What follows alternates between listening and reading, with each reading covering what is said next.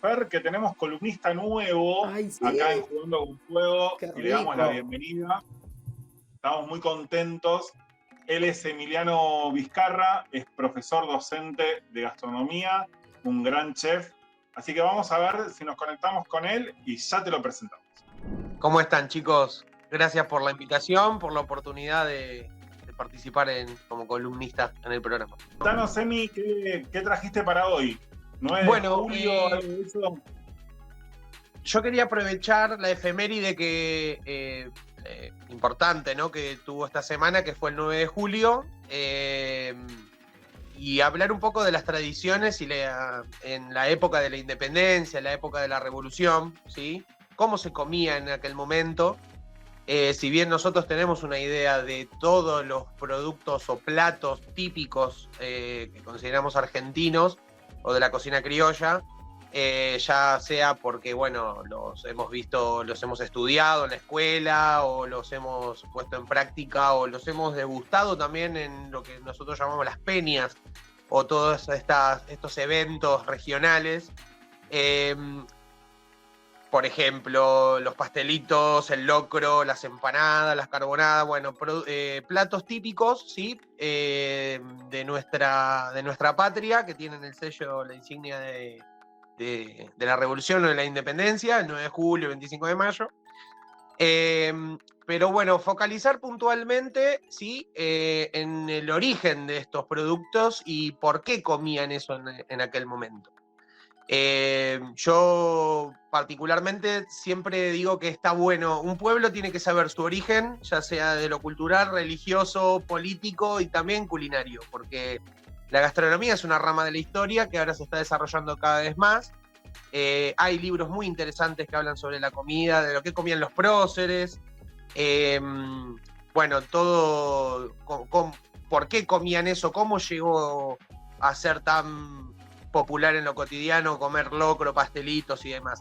Recuerden que, si bien acá hubo una influencia europea, tuvimos durante muchos siglos, milenios, imperios, entre ellos el imperio inca, de los cuales han dejado una gran tradición, una gran herencia culinaria en cuanto a agricultura, ganadería y técnicas, ¿no es cierto?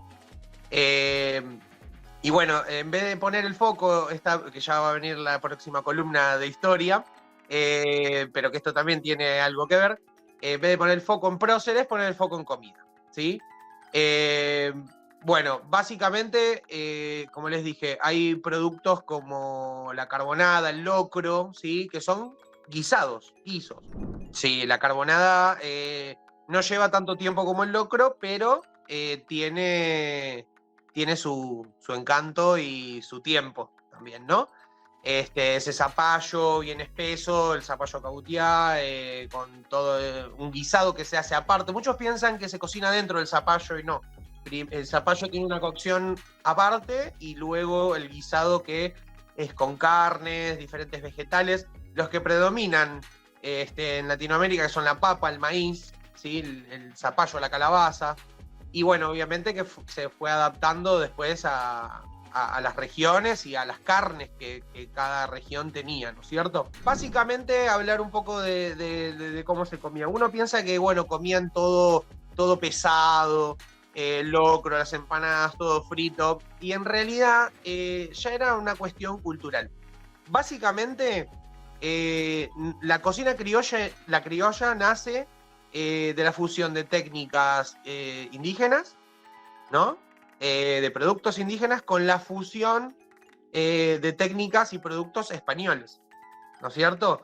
De hecho, ya, por ejemplo, hablando de la empanada ya es algo que se practicaba en la antigua Persia, en el Medio Oriente, pero que con la invasión musulmana en España durante 800 años, eso se trasladó, eso de rellenar, de poner un relleno dentro de una masa, y se introdujo en España y luego se lleva con la conquista a América.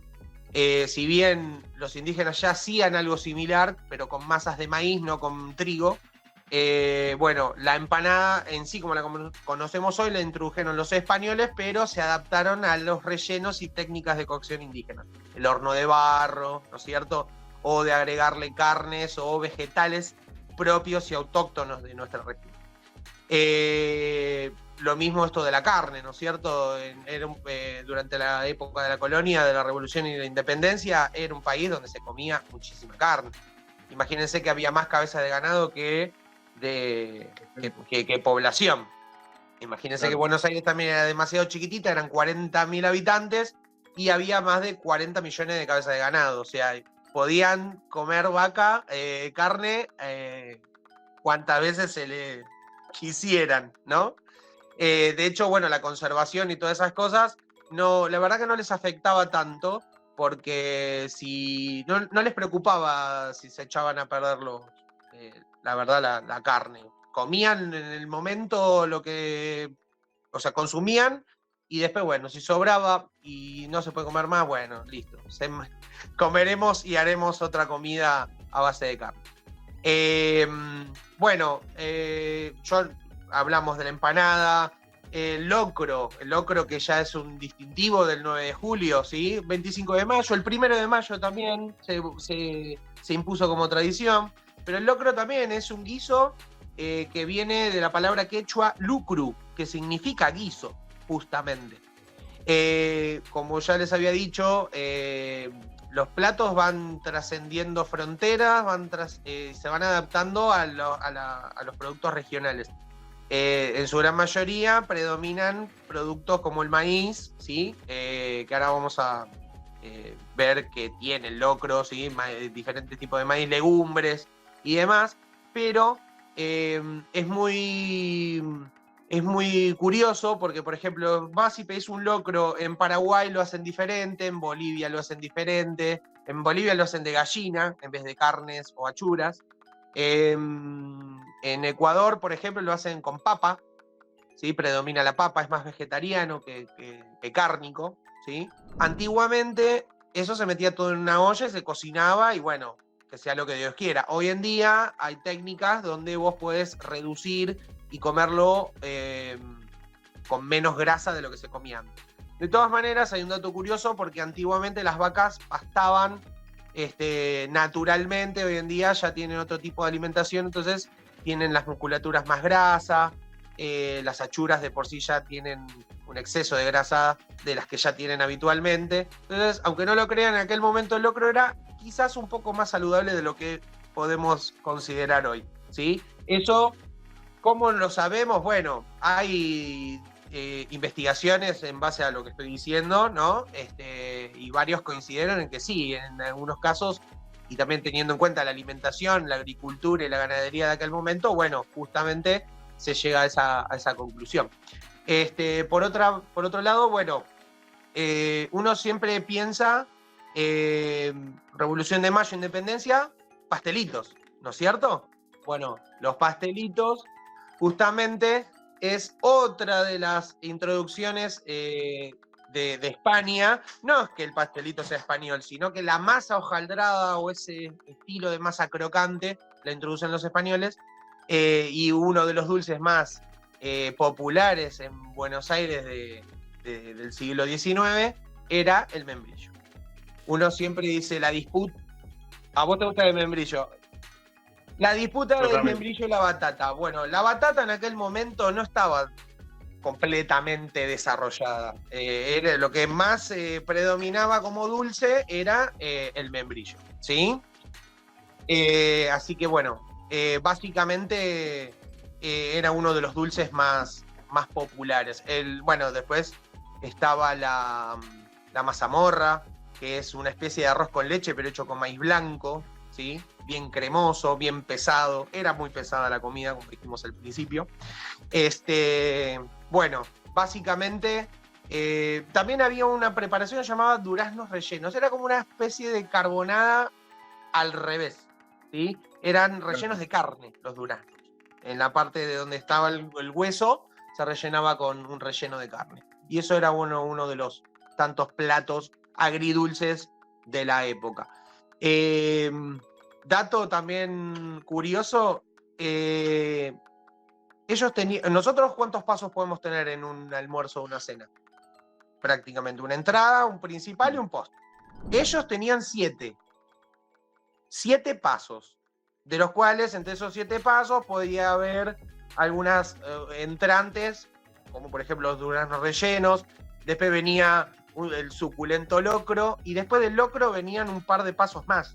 O sea, imagínense la manera o la resistencia del estómago en aquel momento para comer todo este tipo de platos que estamos desarrollando. Era impresionante, pero bueno, era la cultura de aquel momento, estaban acostumbrados a eso y bueno, yo siempre digo, así vivían, ¿no? También vivían tan poco, pero bueno, era esa cultura. Emiliano, te traigo un poco para la actualidad. De todo lo que nombraste, de todos estos locro, mazamorra, carbonara, todo esto que nombraste, ¿qué desapareció completamente?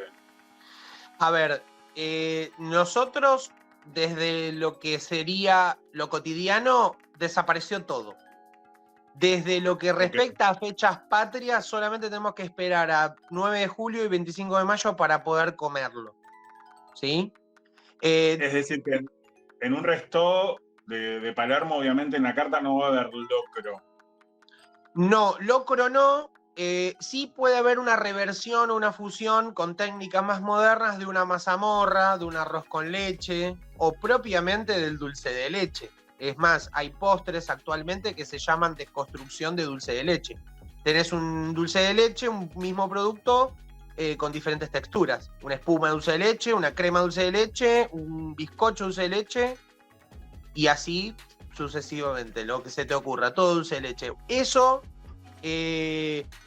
digamos, en la actualidad prevalecen los productos, pero se perdieron algunas técnicas antiguas, ¿sí? Por ejemplo, si no es un 25 de mayo o un 9 de julio, yo te lo digo desde la rama docente, ¿no? Durante el año ves el locro, comidas autóctonas, pero porque son propias de la cocina argentina, ¿no es cierto? Cuando se ve cocina argentina o latinoamericana, se ven cocinas antiguas, cocinas indígenas o con fusión europea, ¿no es cierto? Pero sí, básicamente es eso, sí, se perdió un montón. Y se perdió, ¿sabes qué? Aún más, porque tiene un porqué, no es actual, fue 100 años después de lo que, o 80 años después de lo que sería Revolución e Independencia. Acá hubo una gran inmigración de europeos, no solamente en la colonia, sino a fines del siglo XIX, los cuales en los conventillos empezaron a fusionar cocinas, los conventillos de inmigrantes, empezaron a fusionarse cocinas alemanas, francesas, italianas, españolas, y eso empezó a dar lugar a la gastronomía actual, ¿no es cierto? Dejando un poco de lado lo autóctono. Claro, reversionó un montón de cosas. Yo lo que siento, como para ir cerrando, los pastelitos ahora se hicieron como más populares. Antes sí. eran como 25 y 9 de julio, bien como vos decías, pero también hoy lo tenés como una opción de la docena de facturas. Exactamente, sí, el pastelito está muy de moda. Obviamente es frito, es algo que no pasó de moda, siempre estuvo presente en eventos escolares, en las panaderías, en todos los lugares que se te ocurra, el pastelito está. Y no solo invierno, verano, cuando sea, está dentro del repertorio. Emi, un placer haberte tenido, gracias por este debut. Bueno, gracias a ustedes.